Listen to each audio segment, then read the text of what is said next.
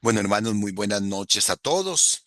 Bienvenidos a este nuestro encuentro en el que estamos reflexionando a la luz del Evangelio de San Lucas. Recordemos que hace 8 días, pues estábamos analizando las primeras controversias que San Lucas nos presenta de Jesús con las autoridades judías. Hoy, a partir del capítulo 6 y del versículo 12, vamos a empezar otra sección nueva de este evangelio, siempre en el marco de esta primera parte del ministerio público de Jesús en Galilea. Terminábamos la sesión anterior, pues hablando de cómo la hostilidad va creciendo en torno a Jesús, ¿verdad? Las autoridades se ofuscaron y deliberaban entre sí qué harían con Jesús, y San Lucas entonces nos introduce en una nueva etapa, en la etapa de que podemos llamar la predicación de Jesús. Pero antes de iniciar con el texto sagrado, pues invoquemos la presencia del Espíritu para que sea Él el que nos ilumine en esta noche. En el nombre del Padre, del Hijo y del Espíritu Santo. Amén. Señor, te alabamos, te bendecimos, te adoramos y te glorificamos por tu presencia viva en medio de nosotros. Te damos gracias por el don de la vida, por el don de la fe. Te damos gracias, Señor, por tu palabra y por esta oportunidad que nos regalas de profundizar en ella. Te pedimos que por la intercesión de María Santísima, nuestra Madre, por la intercesión de San Lucas Evangelista y por la fuerza y la gracia del Espíritu Santo, ilumine nuestro entendimiento para poder entender y comprender esta palabra que nos regalas en este día. Te lo pedimos a ti que vives y reinas, inmortal y glorioso, por los siglos de los siglos. Amén.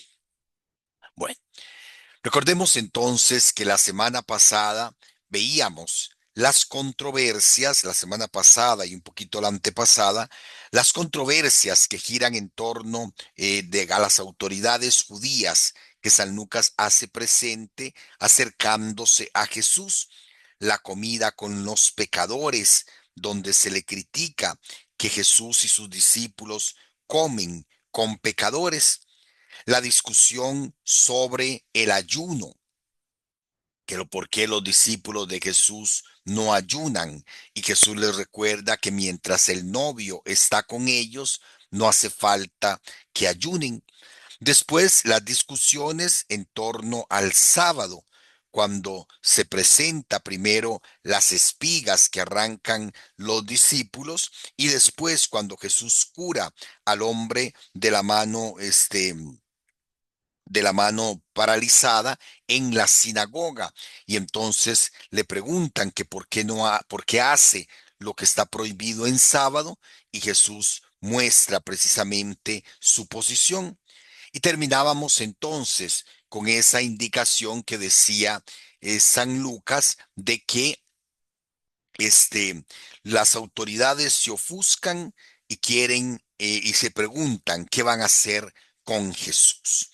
Esta narración de San Lucas que vamos a empezar hoy, ¿verdad? Del ministerio de Jesús, entra ahora en una nueva fase. Recordemos que los primeros capítulos que hemos leído, ¿verdad? A partir del bautismo de Jesús y de la escena inaugural en Nazaret, nos presentan una serie de escenas, perdón, tomadas de la tradición. Fundamentalmente, San Lucas nos ha presentado algunas enseñanzas, algunas curaciones, algunos milagros de Jesús.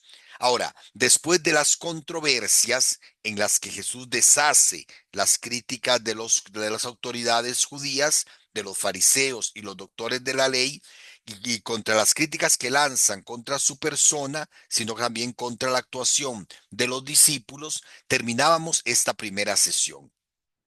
Ahora se confabulan las autoridades para discutir qué podrían hacer con Jesús, y la narración da un paso más. Presenta a Jesús escogiéndose un pequeño grupo de discípulos especiales y proponiendo diversas muestras de su predicación a la gente. Si nosotros comparamos el Evangelio de Marcos y el Evangelio de Mateo, vemos que esta sección que vamos a empezar, San Lucas cambia el orden. Primero nos presenta la elección de los 12 y después, una vez que Jesús ha elegido a los 12, nos va a presentar el pasaje de el sermón de la llanura que vamos a ver, contrario a San Mateo, en donde nos presenta a Jesús predicando en un monte y dando el discurso de las bienaventuranzas. San Lucas nos presenta a Jesús en una llanura. Pero vamos primero a centrarnos en este texto, la elección de los 12. Tal vez le voy a pedir a don Edgar que nos ayude a leer estos primeros versículos del capítulo 6, del 12 al 16, donde San Lucas nos narra precisamente esta elección de los apóstoles.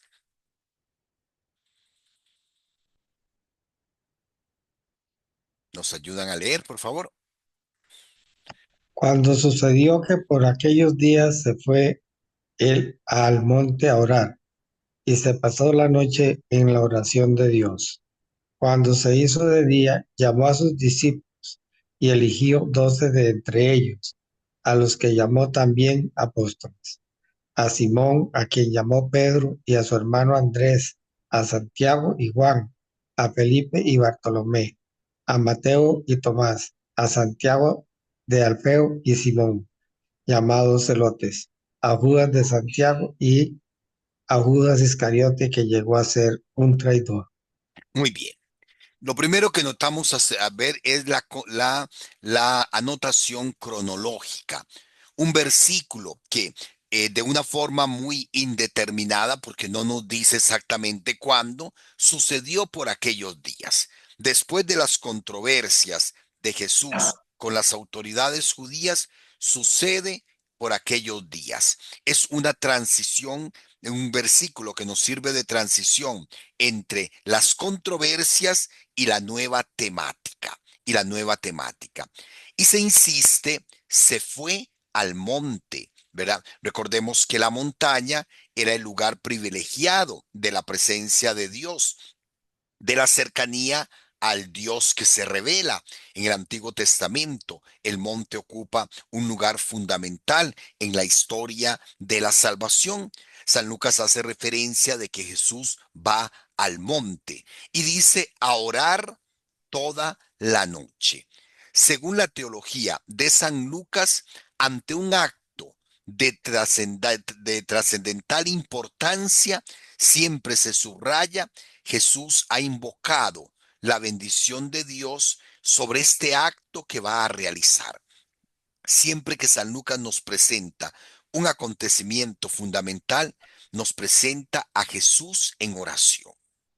Ahora, les decía, si nosotros comparamos los textos, parece que San Mateo quiere subrayar que Jesús sube al monte, ¿verdad? Y en el monte da la ley, ¿verdad? Recordando que Mateo enfatiza en el hecho de que Jesús es como el nuevo Moisés. Así como Moisés subió a la montaña a recibir la ley, así Jesús sube a la montaña y en el monte transmite la nueva ley del amor a los discípulos. San Lucas nos presenta solamente a Jesús en el monte. Jesús va al monte a orar y después baja del monte y llama a los discípulos. Entonces, lo primero que nos dice este versículo 12, pues son como las circunstancias, la transición de la temática, la referencia al monte y la importancia de que Jesús pasa toda la noche en oración. Recordemos que en el Evangelio según San Lucas, o que el Evangelio según San Lucas es el Evangelio de la oración. Es no solamente el Evangelio que nos habla más de oración, sino que nos presenta a Jesús como modelo de oración. Y como hemos dicho en otras oportunidades, pues es Jesús viviendo su filiación. Jesús como hijo que necesita estar en comunión profunda con el Padre, subrayando precisamente San Lucas, como les decía, estos acontecimientos importantes y fundamentales que San Lucas quiere precisamente subrayar o enfatizar. Viene un momento después de la elección de los 12. Empieza por indicando que cuando se hizo de día, la noche ha sido el ámbito de la oración. Ahora, de día llamó a los discípulos y eligió 12 entre ellos. Notemos cómo San Lucas nos dice que la única razón por la que Jesús ha querido llamar a estos 12 ha sido precisamente la elección que Jesús hace de ellos. San Lucas no enfatiza absolutamente nada especial en estos 12, simple y sencillamente los llamó porque Él quiso, los llamó por propia voluntad, los llamó y esta elección en el contexto del versículo anterior parece ser resultado de esta oración de Jesús. Jesús pasa en diálogo profundo con el Padre e inmediatamente, en plena libertad de su acto, llama y elige. Llamó y eligió a los que él quiso. De entre el grupo grande de discípulos, escogió 12 entre ellos a los que llamó apóstoles. Esto es algo importante porque recordemos que la palabra apóstol es enviado, a los que va a enviar. Y alguien podría decir, bueno, padre, pero todos los discípulos son enviados. Sí, pero ¿por qué San Lucas quiere rescatar y destacar precisamente esta lista de 12? Los llamó apóstoles diferenciándolos de los demás discípulos, como de quedará claro más adelante, porque vamos a ver que en toda la teología de Lucas que encontramos en el Evangelio y en Hechos de los Apóstoles, se dan cuáles son las condiciones para elegir para ser nominado o denominado apóstol, porque recordemos que cuando en los Hechos de los Apóstoles, precisamente una vez que se habla de la muerte de Judas, pues la comunidad necesita nombrar un sucesor y ahí San Lucas nos dice cuáles son las condiciones que Jesús pone o, ¿verdad? O que debe tener la comunidad para nombrar a uno apóstol. La lista aparece 4 veces en la tradición sinóptica. Mateo, Marcos y Lucas nos refieren la misma lista con algún cambio por allí, ¿verdad? Y en Hechos de los Apóstoles vuelve a presentarnos San Lucas la misma lista. Y entonces, aquí lo único que podríamos decir es que San Lucas quiere presentar a estos 12 como pilares fundamentales de la comunidad eclesial. Recordemos que en la fe de la iglesia confesamos que la iglesia, que la misma iglesia es apostólica, descansa y está fundada en la fe de los apóstoles, que son aquellos que estuvieron con Jesús, fueron testigos oculares de la resurrección, de las apariciones y los que recibieron el mandato de ir a predicar y enseñar y bautizar a todas las naciones. Entonces, la importancia de que San Lucas nos presente la lista es precisamente eso, recordar una vez más cuáles son los pilares fundamentales de la comunidad eclesial. No sé si hay alguna pregunta, algún comentario. Sí, Yo, padre, padre. Por adelante, favor, doña Eli. doña Ay, Eli. don Guillermo. Doña Eli, después don Guillermo, tranquila. Sí, Sí, Es que nos pasa siempre lo mismo. sí, sí. Es que, no sé, me llama la atención, o tal vez no le había puesto la atención debida al asunto de la diferencia entre lo que es discípulos y apóstoles, Apóstoles. ¿verdad? Ujú. Porque es que Lucas es el que hace esa diferencia, Ajá, ¿verdad? sea, sí, primero ellos, Jesús se dio a conocer a ellos, los reunió y todo lo demás. Luego de eso es que escoge.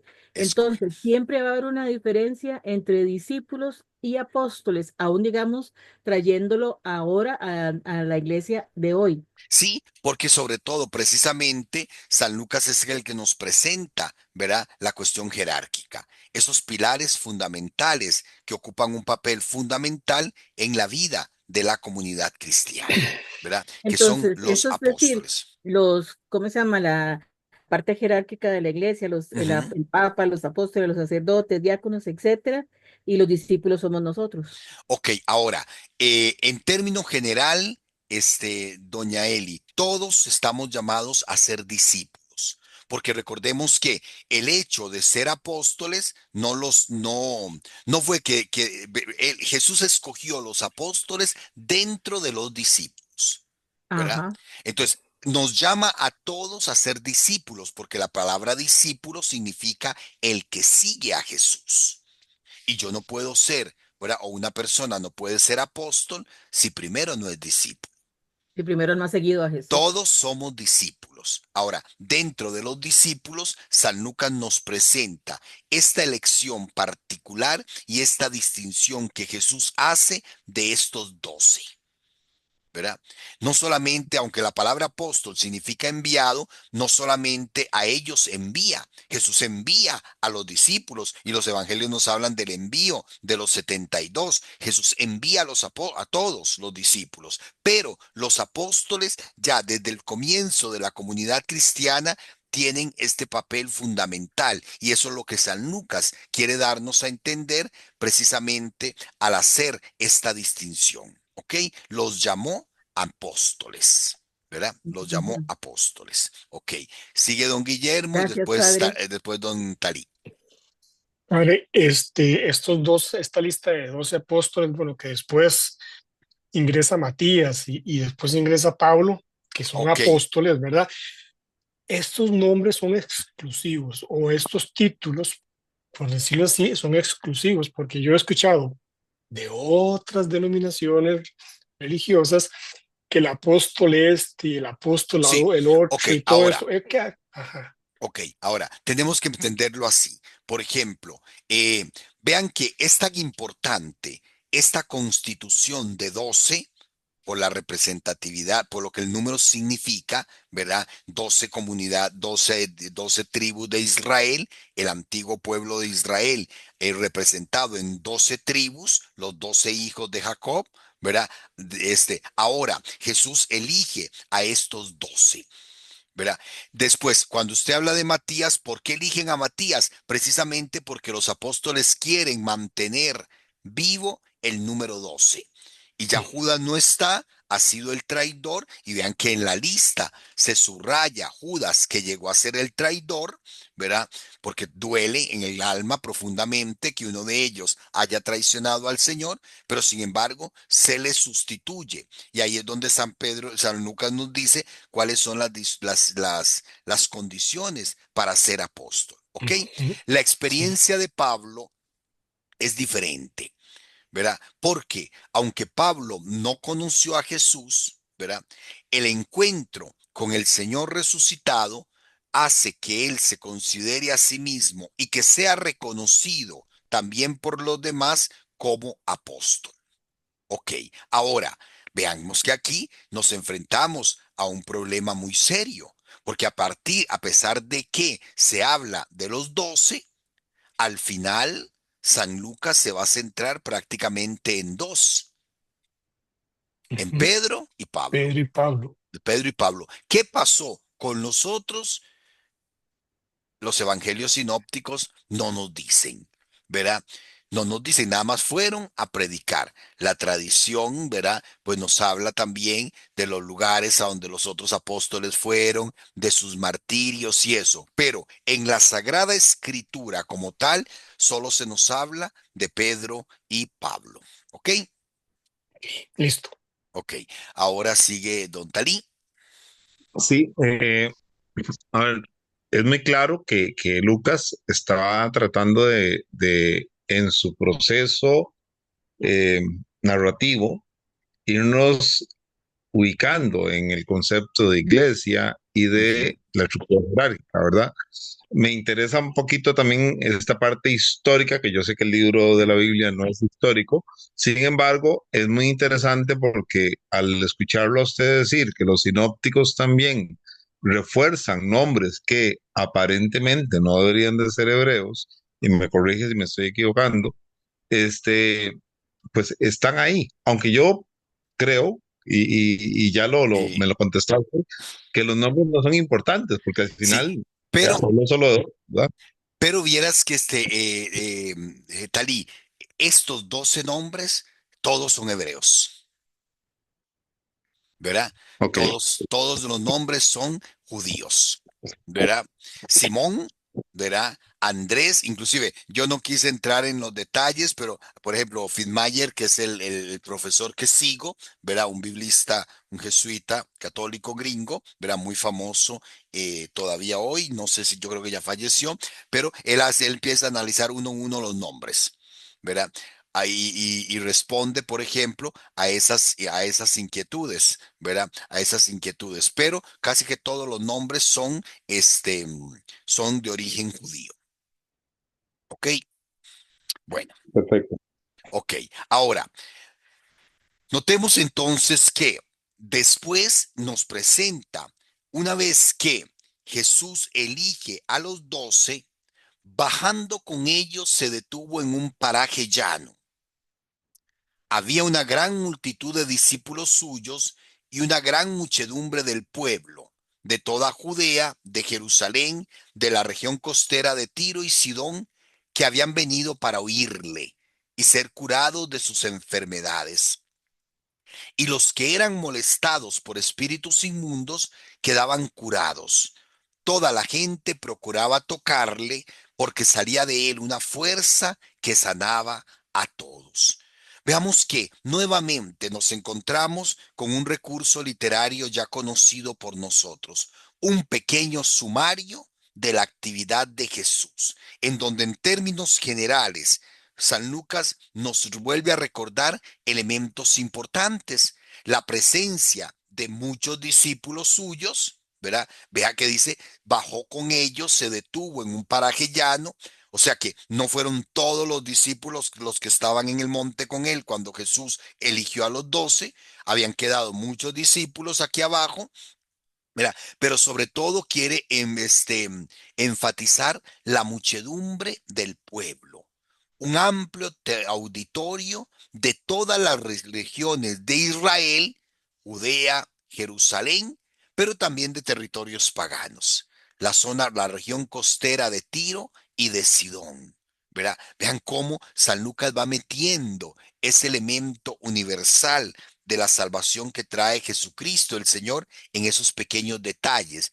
No es solo los israelitas, la gente de Israel, de Judea, de Jerusalén que lo sigue, sino también ya hay presencia de paganos o de gente de origen pagana que siguen a Jesús, ¿verdad? Y se sigue hablando de las curaciones por el poder y la fuerza que sale de él, pero sobre todo vean cómo queda en el centro, habían venido para oírle. Acuden, la muchedumbre acude para escuchar a Jesús. Habían venido para oírle, obviamente, y ser curados, ¿verdad? Como se habla del poder, de la fuerza que sale de Jesús, pero sobre todo el énfasis recae en que vienen a escucharle. ¿Por qué? Porque precisamente a partir del versículo siguiente, ¿verdad? Se nos va a presentar la predicación de Jesús. Ahora, les decía que cuando se compara con este Mateo, ¿verdad? Llama mucho la atención. Aquí se habla de un paraje llano, el discurso del llano. Mateo nos presenta el discurso en el monte. Entonces, el discurso del monte es Jesús predicando las bienaventuranzas en el monte. San Lucas nos presenta a Jesús en un llano, en una llanura. Ahora, si nosotros recorremos la historia de Israel, vamos a darnos cuenta que podríamos encontrar también un trasfondo del Antiguo Testamento.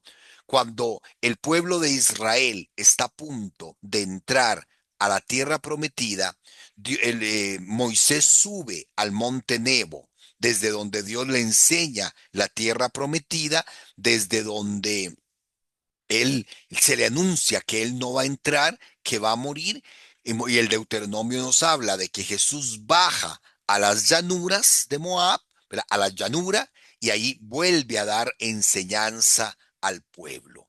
Si Lucas centra la atención en Jesús como el Moisés, ¿verdad? Mateo, perdón, Lucas centra la atención en el pueblo que recibe la enseñanza.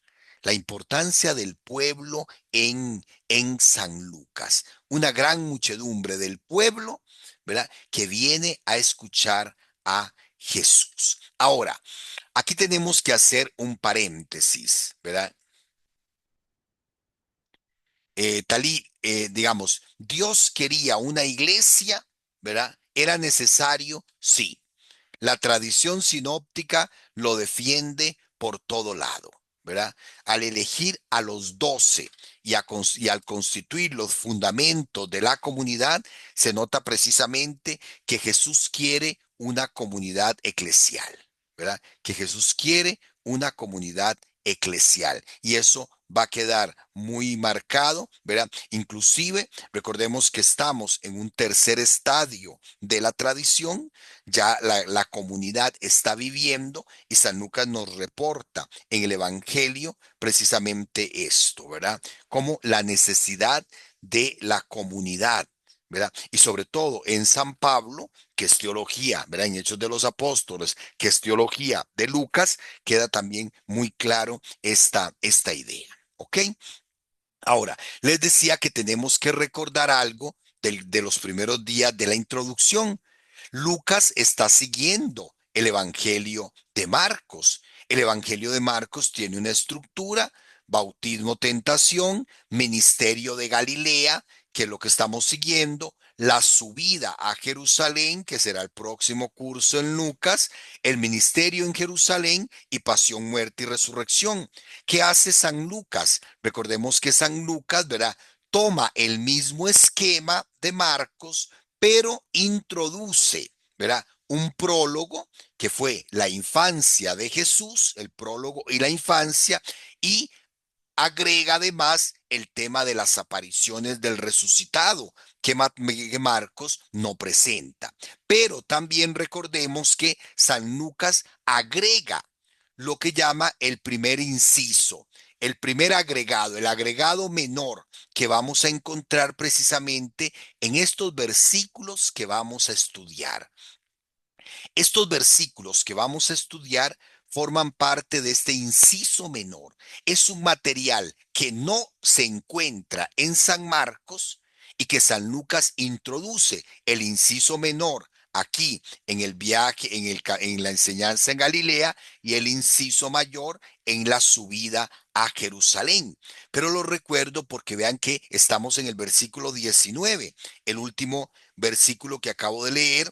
¿Verdad? Toda la gente trataba de tocarlo porque salía de él una fuerza que sanaba a todos. Es el versículo 19 y aquí vamos a empezar a leer el 20. Estos versículos forman parte de este material que es propio de San Lucas y Marcos y Mateo, perdón, y que no pertenece a Marcos. Y entonces comienza propiamente la predicación. San Lucas nos presenta a Jesús ya rodeado de los apóstoles y los discípulos y los demás discípulos, ¿verdad? Que la gente lo busca, y entonces, después de haber presentado este sumario, ¿verdad? Empezamos con esto que les decía, los especialistas conocen como el inciso menor, el agregado menor que pone San Lucas, ¿verdad? Vamos a recordar para que lo veamos aquí. En el esquema de Marcos, el ministerio de Galilea, Jesús, Lucas mete este inciso. Ahora, ¿qué temas están en este inciso? El discurso del llano, que es lo que vamos a ver ahora, el tema del centurión, el tema de la resurrección del hijo de la viuda de Naín, las preguntas que manda hacer Juan el Bautista, la mujer pecadora que es perdonada y el tema de las mujeres que acompañan a Jesús. Padre, ¿y cuáles son esos colores? Este color más claro, que está marcado aquí con la letra Q, este material también lo encontramos en Mateo. Entonces, recuerden que en la sinopsis cristiana de los evangelios, en los evangelios sinópticos, el material que pertenece a Lucas y a Mateo, posiblemente los dos lo tomaron de una fuente que los especialistas llaman Q. Pero San Padre, Lucas, perdón, sí, la fuente Q es del Evangelio de San Marcos, ¿verdad? no, Entonces no, usted no, dijo que de no. Mateo. Perdón, del Evangelio de Mateo. La fuente Q es lo que está en Lucas y en Mateo, que no está en Marcos. ¿Ok? Ah, Entonces, lo que está en ellos y no está en Marcos, no, al por revés. eso hablamos de un inciso menor. Fue cosas que Lucas en este caso metió. Ahora, ¿de Ah, dónde lo agarró San Lucas? Un material lo agarra de Q, porque también Mateo lo tiene, y otro material lo agarra de una fuente propia, que es solo de Lucas. Por ejemplo, la resurrección de la hija del hijo de la viuda de Naín es solamente de Lucas. Eso no lo vas a encontrar en ninguno de los otros tres evangelios. En la mujer pecadora, ¿verdad? La mujer pecadora, Jesús que perdona a la pecadora, no lo encontramos en los otros evangelios, solamente en Lucas. Y el tema de las mujeres que acompañan a Jesús, un sumario que hace ahí, ya nos ha presentado a la suegra de Pedro, que se puso a servirles, pero en el capítulo 8 San Lucas introduce un tema que solamente es de él, ¿ok?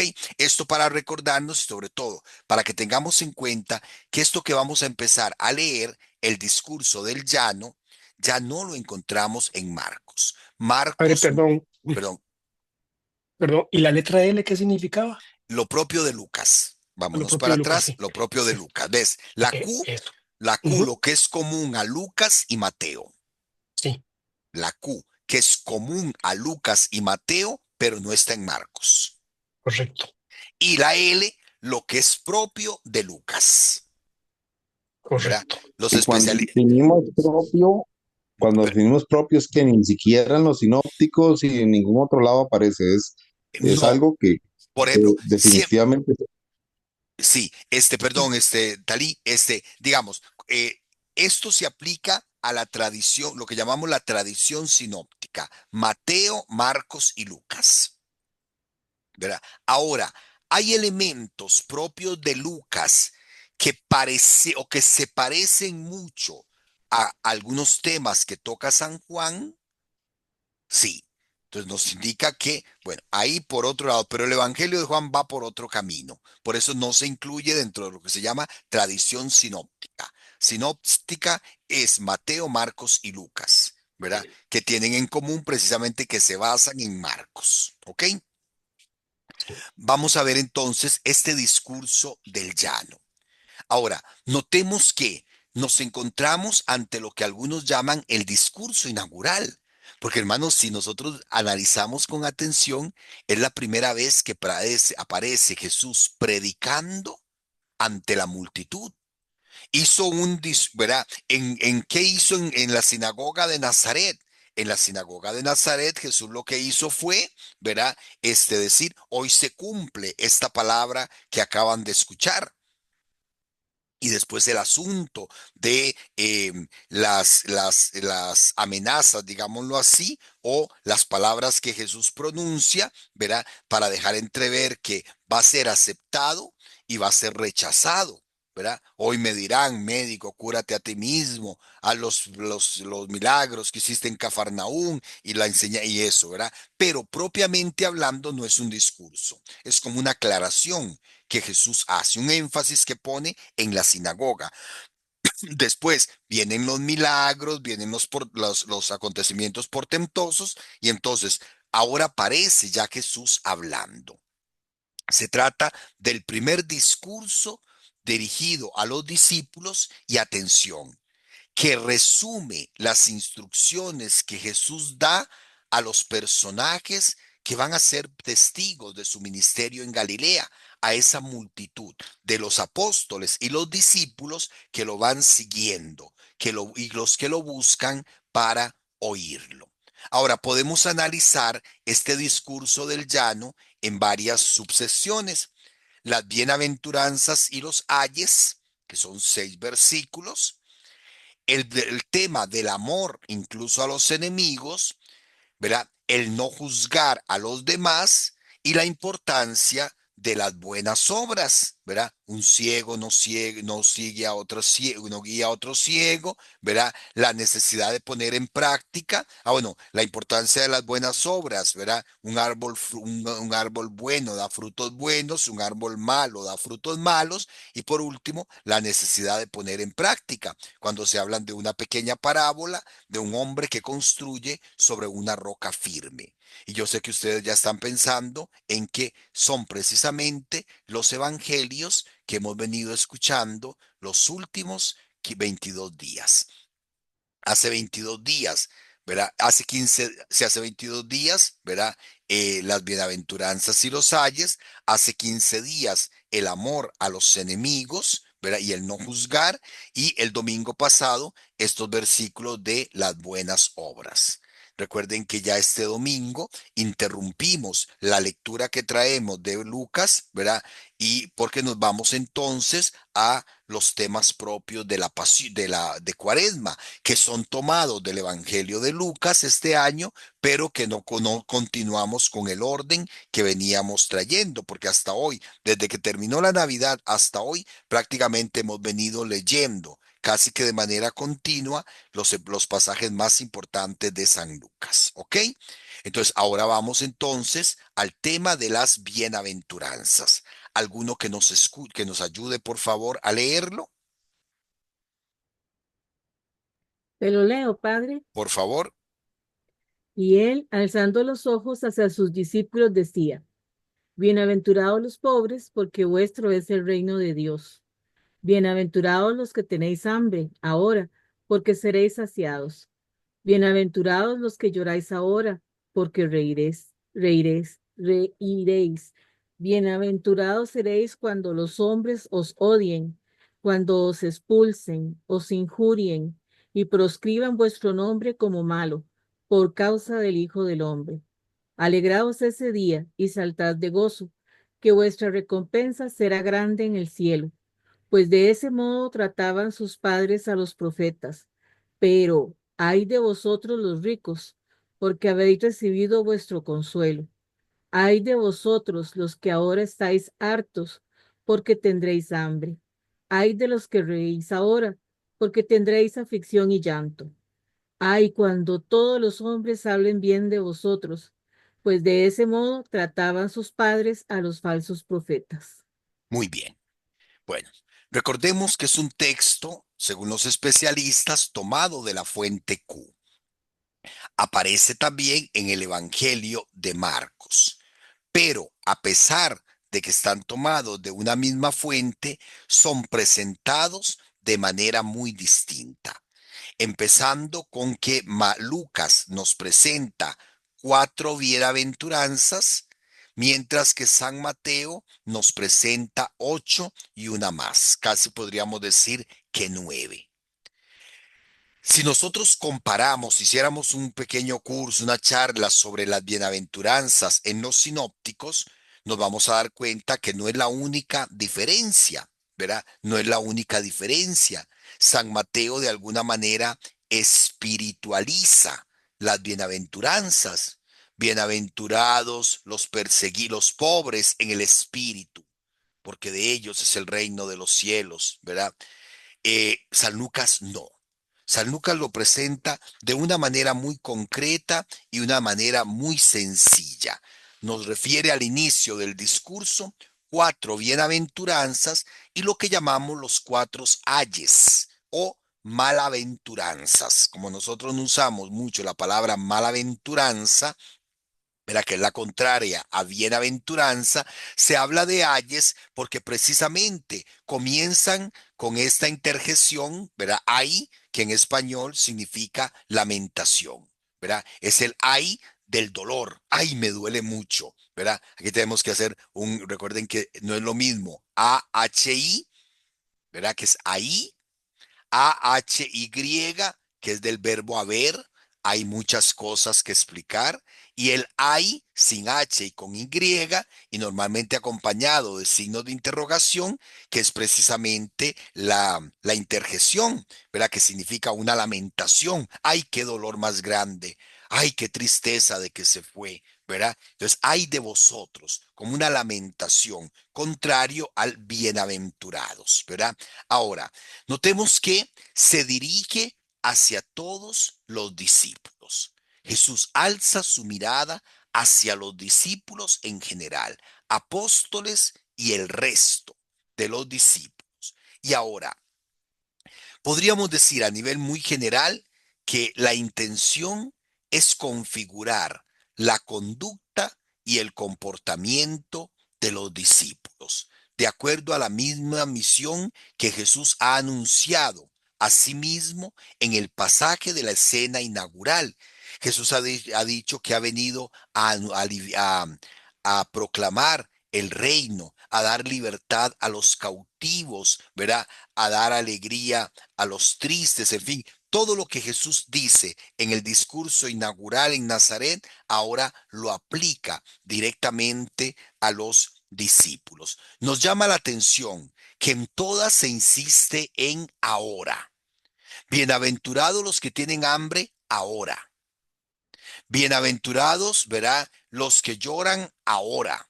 Bienaventurados, ¿verdad? ¿Cuál otra? Los pobres, ¿verdad? Lucas insiste en esa realidad, en la existencia normal de cada día. Y parece que Lucas está retratando quiénes eran realmente los discípulos que estaban allí presentes. Era gente pobre, era gente hambrienta, era gente que tenía sufrimientos, era gente que era odiada, era gente que era perseguida. ¿No es esta la realidad de la primera comunidad cristiana en general? Entonces San Lucas no espiritualiza. San Lucas como que está diciendo, bienaventurados ustedes, porque estas dificultades, porque en medio de estas dificultades, ¿verdad? En medio de esta necesidad pueden abrirse a otra dimensión, la dimensión de la confianza en Dios y a la esperanza de participar en la recompensa eterna.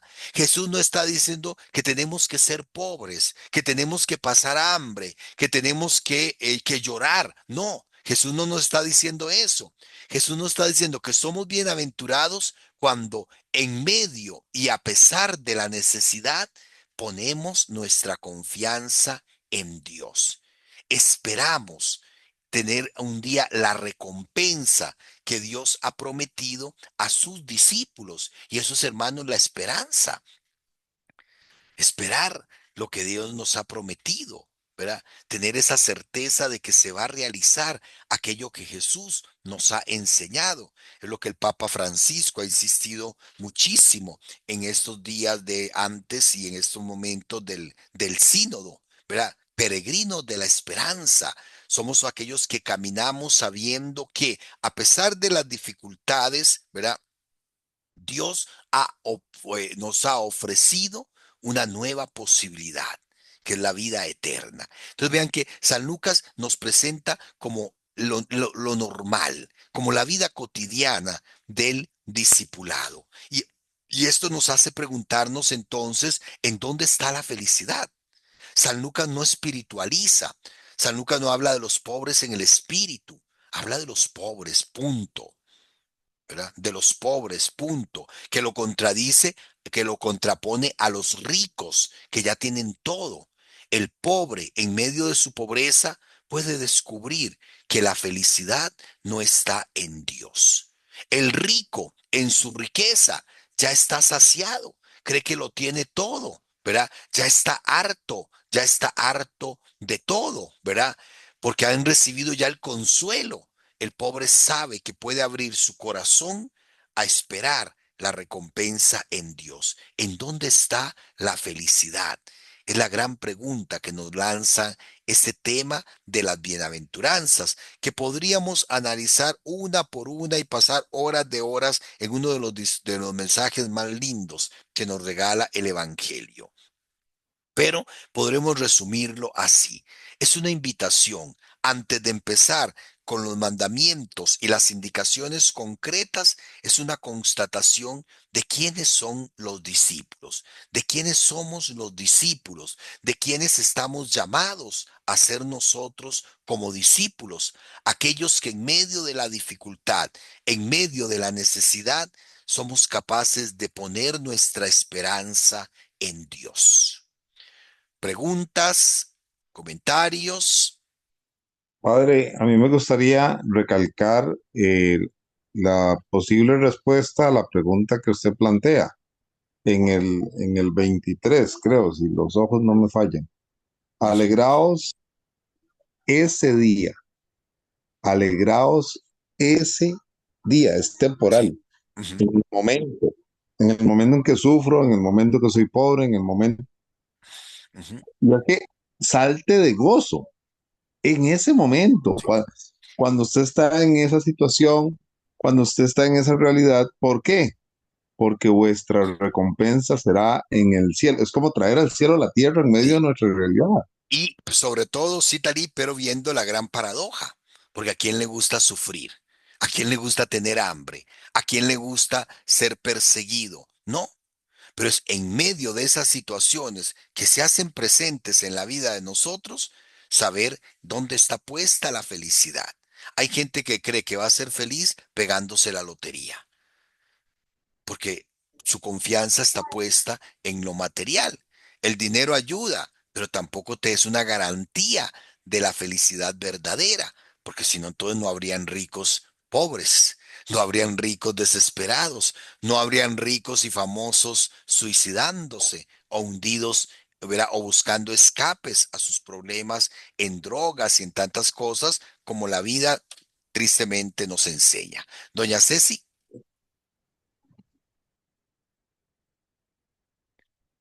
Sí, Creo. buenas noches, padre. Bueno, un poquito eso que estaba diciendo usted ahora al final, eh, y después me llamaba la atención con la que entonces este discurso de las bienaventuranzas es totalmente opuesto a lo que en el Antiguo Testamento los judíos consideraban como personas bienaventuradas. Ujú. Y es como, no sé, pienso que sobre ese discurso se ha montado la iglesia de la prosperidad, ¿verdad? Van como en contra de las bienaventuranzas. Sobre todo, sí, ¿verdad? Sabemos que la teología de la prosperidad, que ha sido una teología muy norteamericana, muy de un capitalismo brutal, ¿verdad? Donde lo más importante es lo económico, pues se ha sentado muy bien la idea de saber que yo, si yo sigo a Dios, se me va a multiplicar los bienes, me va a ir bien, voy a prosperar en absolutamente todo, ¿verdad? Pensando más que todo en la retribución aquí. Dios premia o castiga aquí. San Lucas, como bien recalcaba Talí, nos hable, ¿verdad? De que, ¿por qué tenemos que alegrarnos en medio de la pobreza, en medio de las dificultades? Porque sabemos en quién está puesta nuestra confianza, porque sabemos que vamos a adquirir una recompensa más grande en el cielo, tal vez no aquí, ¿verdad? Es la paradoja de las bienaventuranzas en Lucas, pero de verdad, es un mensaje que toca profundamente nuestro corazón. ¿Ok? No sé si esto soy muy romántico, padre, pero cuando yo leo, por ejemplo, pero hay de vosotros, los ricos, porque habéis recibido vuestro consuelo, y lo contrapongo a la parte de la bienaventuranza, si lo integramos, es parte de ese eh, viva bien, porque vea el modelo del que cree vivir bien y al final está mal.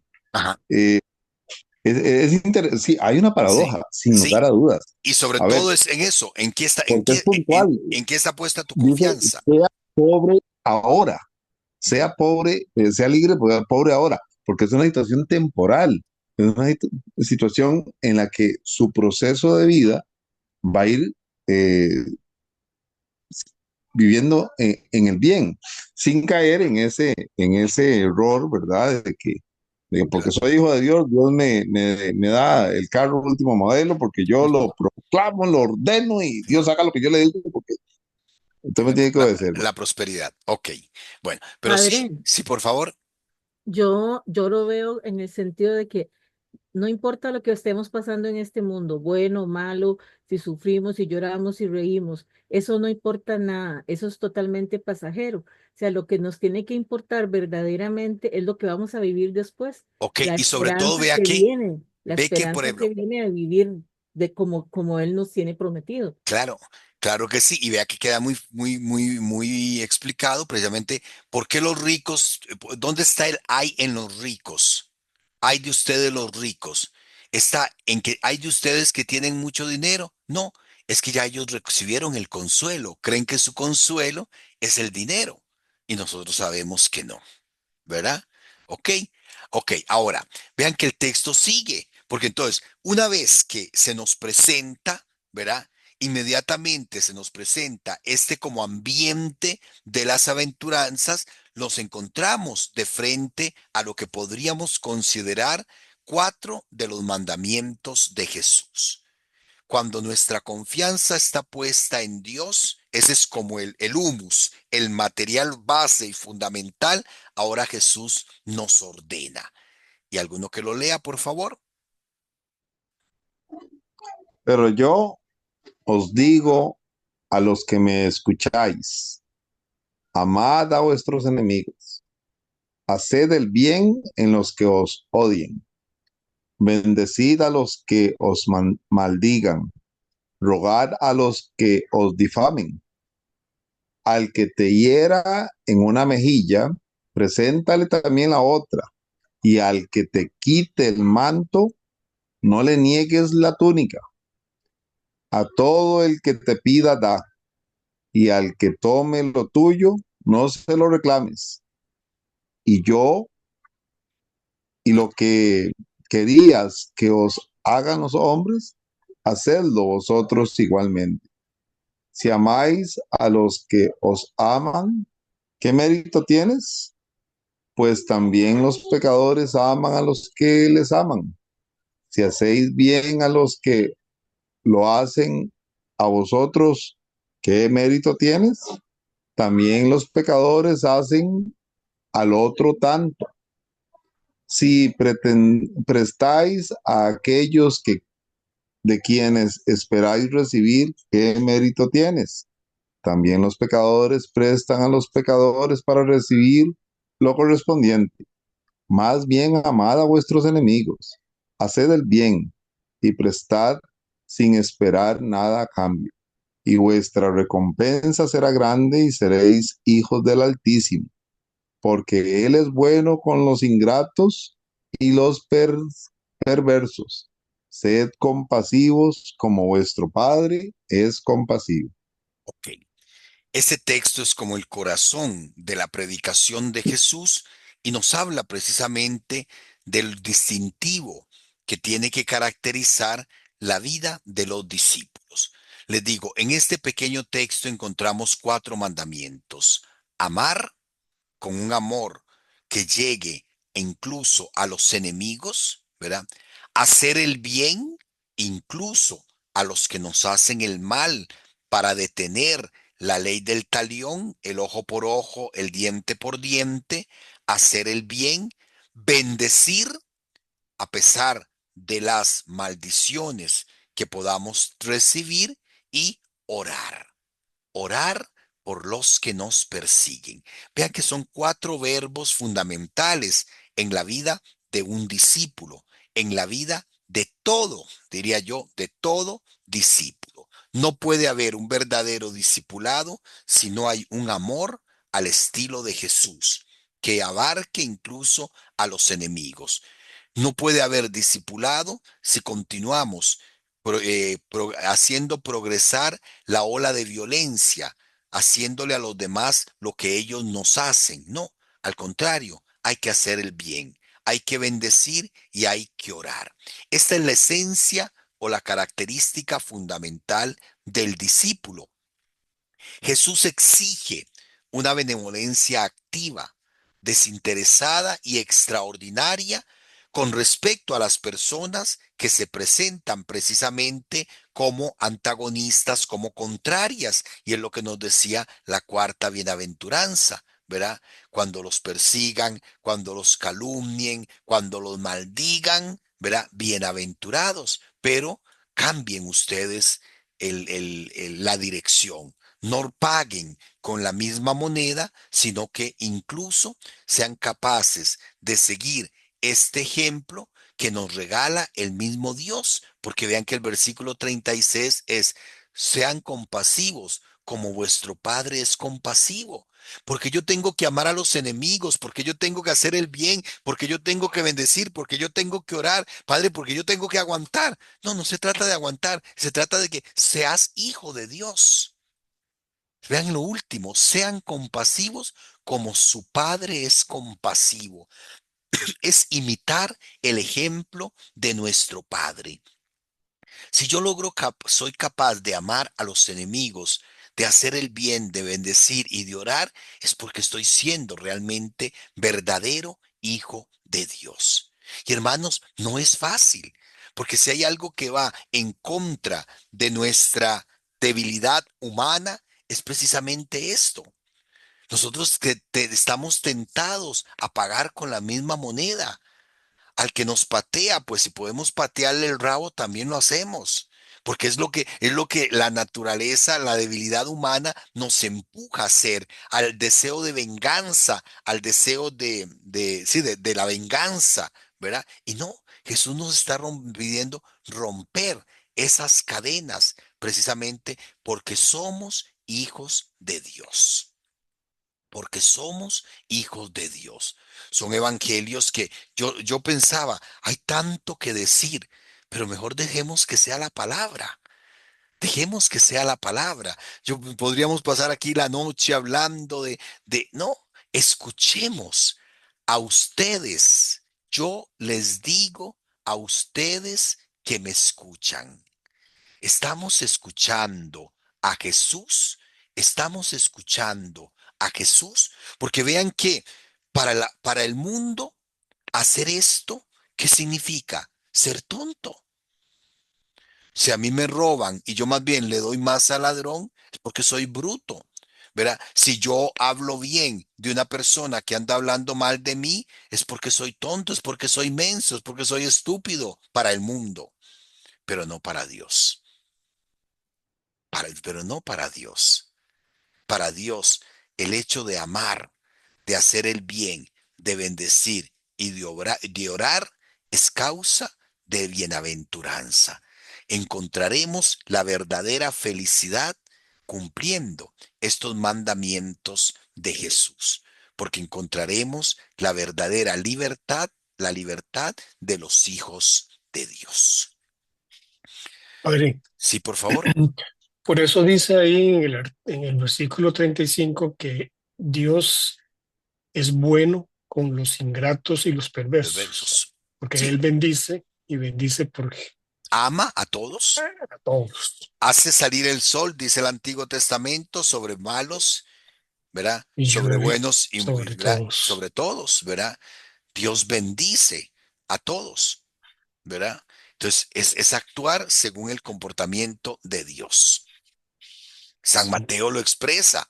San Lucas lo habla desde la compasión. Vamos a ver que es un tema muy importante. Lo vamos a ver de hoy en 8 días, si Dios quiere. Muy importante en San Lucas, el tema de la compasión, ¿verdad? Y cómo toda la doctrina de la misericordia se basa precisamente en estos textos de la compasión.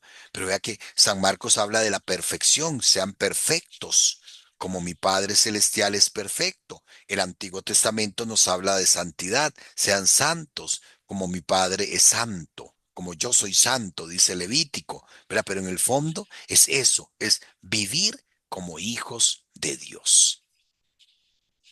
Saber, hermanos y hermanas, que no somos o no estamos llamados a ser del montón.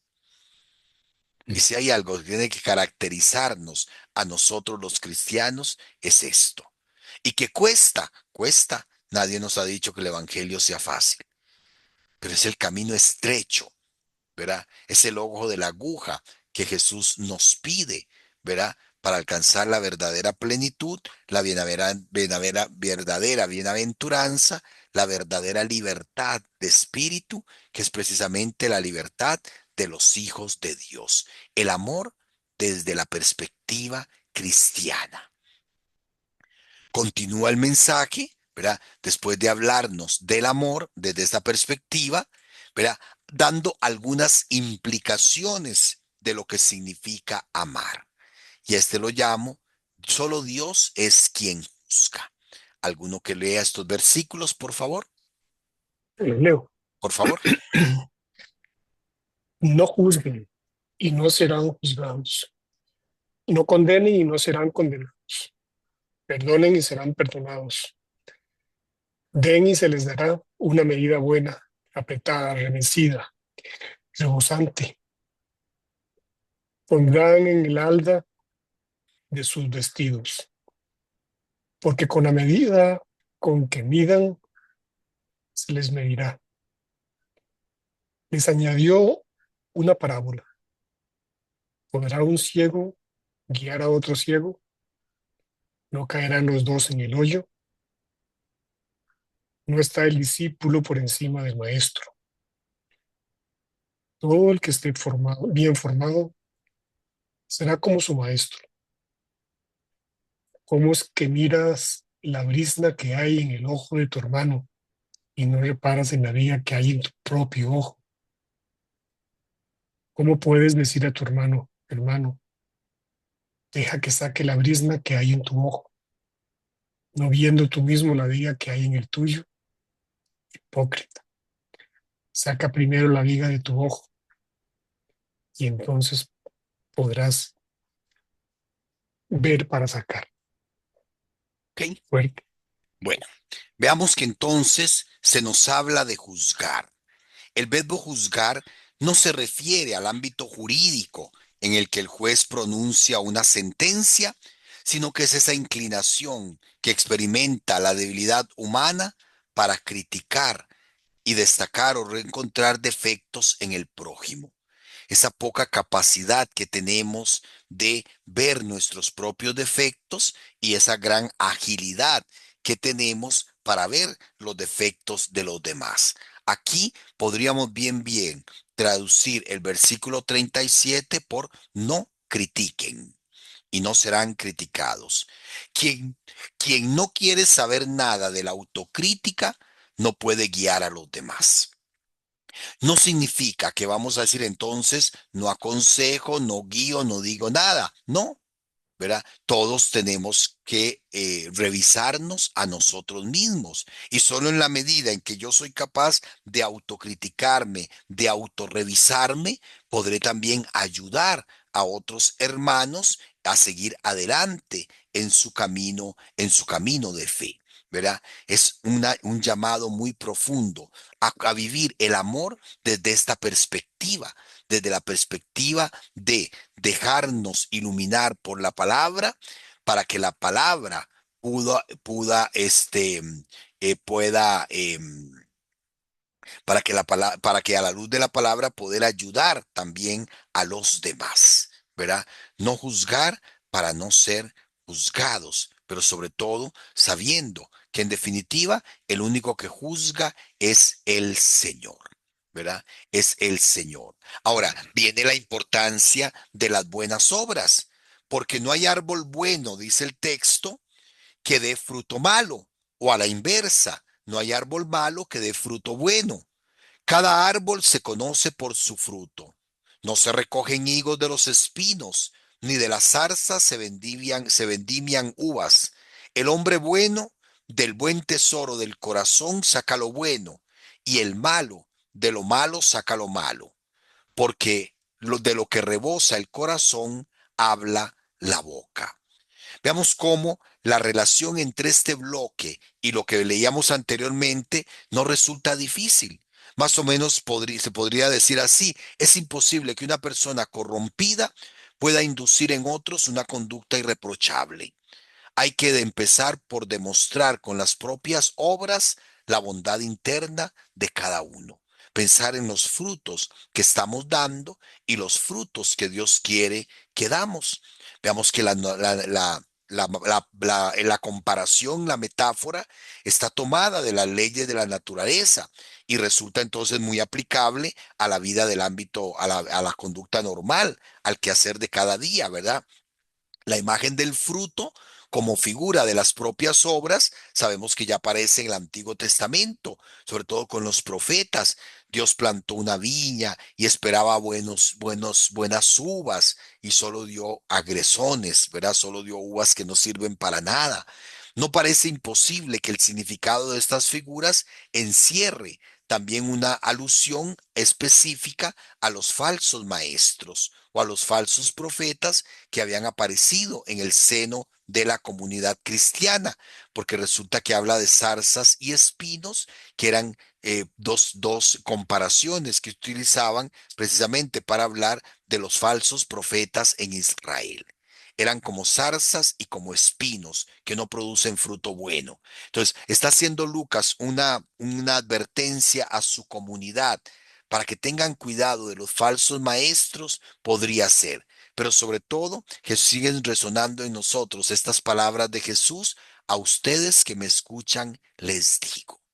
Es esa invitación que Jesús sigue haciéndonos a revisarnos, a preguntarnos qué frutos estamos dando nosotros para el Señor. ¿Qué frutos da nuestra vida? ¿De qué está lleno nuestro corazón? ¿Qué manifiestan nuestras obras, verdad, acerca de nuestro interior? Personas que estamos en paz con Dios y transmitimos paz, o personas que no transmitimos paz ni creamos comunión. La importancia de las buenas obras y por último, la necesidad de poner en práctica. ¿Por qué me llamáis Señor, Señor, y no hacéis lo que yo digo? Todo el que venga a mí y oiga mis palabras y las ponga en prácticas, os voy a demostrar a quién es semejante. Es semejante a un hombre que al edificar una casa, cavó profundamente y puso los cimientos sobre la roca. Al venir una inundación, rompió el torrente contra aquella casa, pero no pudo destruirla por estar bien edificada. Pero el que haya oído y no haya puesto en práctica es semejante a un hombre que edificó una casa sobre tierra, sin cimientos, contra la que rompió el torrente y al instante se desplomó, y fue grande la ruina de aquella casa. Notemos entonces que San Lucas nos está hablando de actuar de acuerdo a las enseñanzas de Jesús. El discípulo no es el que habla, el discípulo no es el que escucha, el discípulo es el que cumple lo que Jesús dice. Y entonces aquí recordamos precisamente la dimensión de la fe.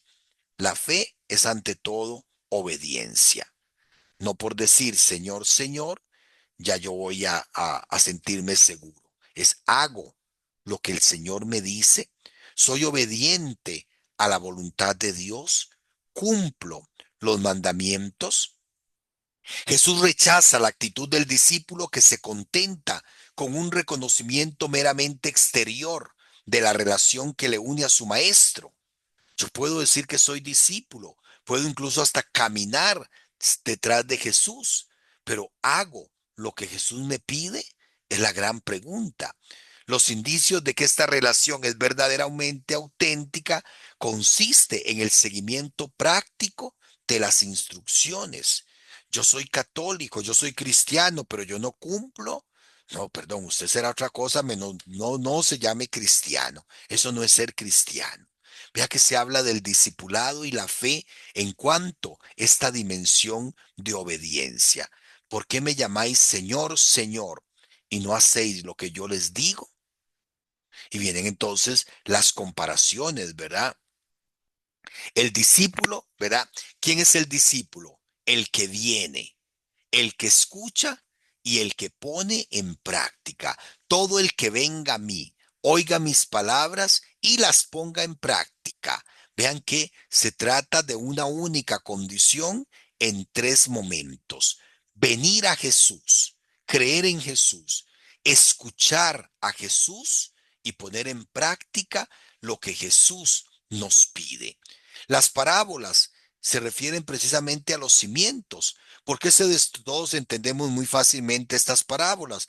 ¿Por qué el agua puede destruir la casa sobre tierra? Porque no tiene cimientos, porque no tiene bases, porque no tiene fundamentos, ¿verdad? Mientras que la casa en piedra subsiste, ¿por qué? Porque está bien edificada, tiene buenos cimientos, y precisamente Jesús es la roca, es el cimiento sobre el que se debe construir la vida del discípulo. Entonces, es un mensaje muy profundo, muy general a todos los que queremos ser discípulos de Jesús. Las bienaventuranzas como esa invitación a confiar plenamente y a poner nuestra esperanza en el Señor. La invitación al amar según el estilo de Jesús, a perdonar, a no juzgar, ¿verdad? La necesidad de dar buenas obras, la necesidad de poner en práctica todo lo que Jesús nos ha enseñado, todo lo que Jesús nos pide, ¿verdad?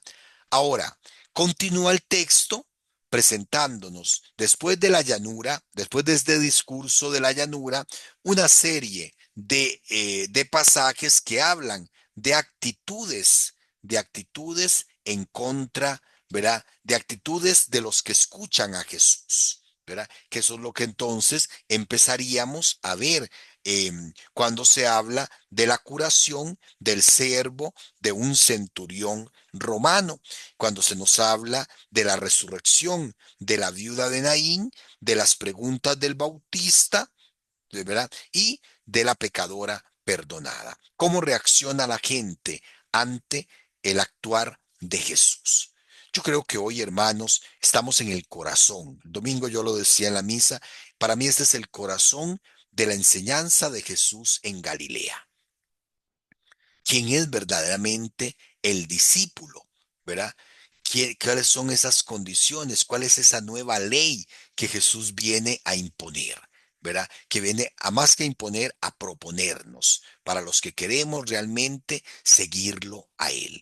Yo creo que a la puerta de la Cuaresma, a pocas horas de iniciar el miércoles de ceniza, leer nuevamente estos textos, meditar estos textos, es una invitación a revisarnos, a autocriticarnos y sobre todo a pedirle al Señor la fuerza y la gracia para que Él nos ayude a realmente poner nuestra confianza en Él y vivir la obediencia a sus mandamientos. De hoy en 8 días, si Dios lo permite, continuaríamos con las otras escenas que San Lucas nos regala de este ministerio de Jesús en Galilea. Agradecerles profundamente a todos su atención, desearles desde ya una buena y santa Cuaresma para todos y recordar pues que mañana estamos invitados no solamente a recibir la ceniza, sino a vivir entrar en este espíritu de conversión que el Señor nos llama. Y recordemos que recibir la ceniza, cuidado, recibir la ceniza es muy peligroso, ¿verdad? Es muy peligroso, como dice el chiquillo de los videos, muy, muy peligroso, ¿verdad? Es muy peligroso porque nos comprometemos ante Dios. Nos comprometemos ante Dios a asumir este tiempo que iniciamos precisamente con el propósito de ser mejores discípulos de Jesús. Muchísimas gracias a todos. Les regalo la bendición. Y la bendición de Dios Todopoderoso, Padre, Hijo y Espíritu Santo, descienda sobre ustedes, los proteja y acompañe ahora y siempre. Amén. Amén. Amén. Buenas Amén. noches a todos y muchas Buenas bendiciones. noches. Buenas Muchas noches.